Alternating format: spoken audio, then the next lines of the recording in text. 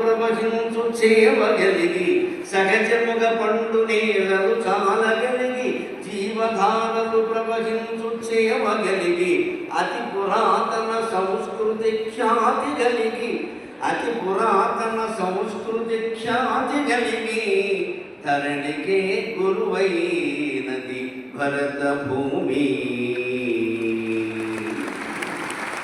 ఈ ధరణికే గురువైనది నా భరత భూమి.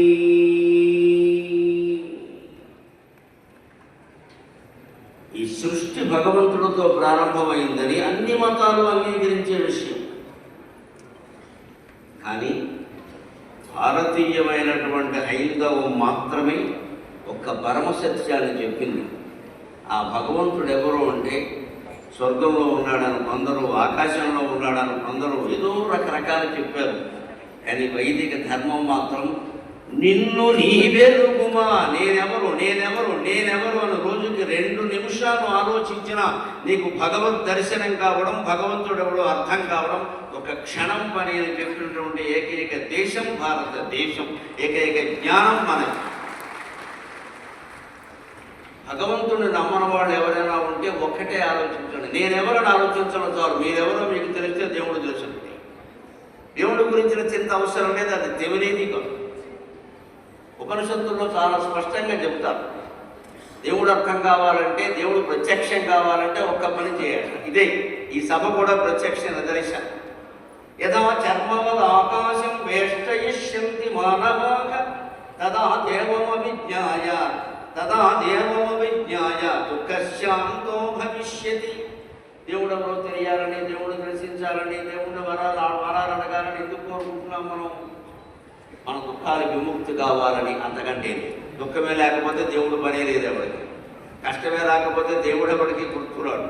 దుఃఖమే లేకపోతే దేవుడు పనే లేదు. సమస్త సుఖాల్లో మునిగిపోయేవాడు దేవుడిని ఎందుకు తలుచుకుంటాడు? అంతే కదా, ఇది ప్రయోజనం ఇదే కదా. దుఃఖశాంతో భవిష్యతి. ఏ దుఃఖమైనా, ఎంత తీవ్రమైనా, ఎంత సున్నితమైనా అది అంతమైపోవాలంటే ఒకటే లెక్క, దేవుడితో పనేమీ లేదని చెప్పింది ఉపనిషత్తు స్వయంగా. తదా దేవం అవిజ్ఞాయ, దేవుడిని వదిలే ఒక విషయం ఆలోచించు. యదా చర్మవద్ ఆకాశం వేష్టయిష్యంతి మానవాః. ఈ చర్మం కాదు నా శరీరానికి పై తొడుగు, ఆకాశమే నా శరీరానికి పై తొడుగు అని అంత విశాలంగా ఆలోచించు. తక్షణం నీ దుఃఖాలన్నీ పోయినట్టే అన్నాడు. ఇక్కడ మీకు ప్రత్యక్ష నిదర్శనం అని నేను ఎందుకన్నాను అంటే, ఎన్ని వేల మంది అండి ఒక్క మనిషి కోసం ఇంతమంది వచ్చి కూర్చుని ఉంటుంటారు.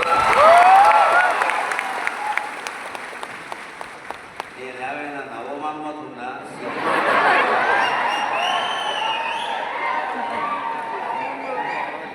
ఏమైనా క్రికెట్ స్టార్నా? ఇందాక మొక్కకి మట్టి పోయమని పరుగు అందిస్తుంటే ఎటువైపు పట్టుకోవాలో తెలియలేదు. కొంచెం ఆలోచించాను, ఆయన పట్టుకునే విధానాన్ని చూసి పట్టుకున్నా. అప్పుడు ఆ పని చేస్తే కదా.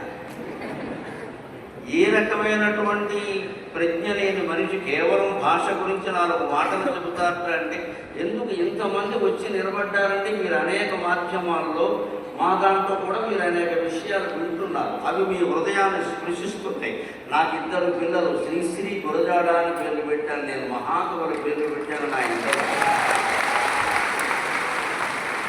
ఇలాంటి ఇక్కడ ఉన్న ఇన్ని వేల మంది ఉద్యోగస్తులలో నాకు నా 2 పిల్లలే కనపడుతున్నారు, వేరే ఎవరు కనపడుతున్నారు.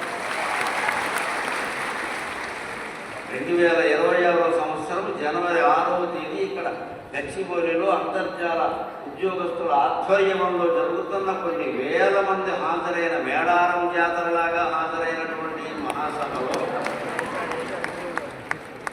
నేను ఎందుకు ఇంత ధైర్యంగా ఇంతమందిని చూసి కూడా మాట్లాడగలుగుతున్నాను అంటే, మీరందరిలోనూ నాకు మా శ్రీశ్రీ, మా గురజాడే కనిపిస్తున్నది, ఇంకెవరు కనపడుతున్నారు. ఇదే విశాలభావం అంటే, ఇదే విశాలభావం. ఈ విశాలభావం అనేది అలవాటు చేసుకుంటే ఎంత బయట ఎక్కడ తగద ఉండదండి. మీరు ఎవరైనా సరే మా అబ్బాయే మా అమ్మాయి అనుకున్నాక ఎవరు వచ్చారు, ఎవరు రాలేదు, ఎవరు నాకు నమస్కారం చేశారు, ఎవరు చేయలేదు, ఇది ఎందుకుంటుంది అసలు? అందరూ మన పిల్లలే అనుకున్నాక. అలాగే మీరు ఇక్కడికి వస్తున్నటువంటి వ్యక్తిని ఒక తండ్రిగా, ఒక గౌరవనీయుడైన వ్యక్తిగా భావించబట్టి ఇంత క్రమశిక్షణగా ఇక్కడ ఉన్నారు. ఇది చాలు నిదర్శనం. విశాల భావం ఎంత గొప్పది అనగా ఇంకేం అక్కర్లేదు.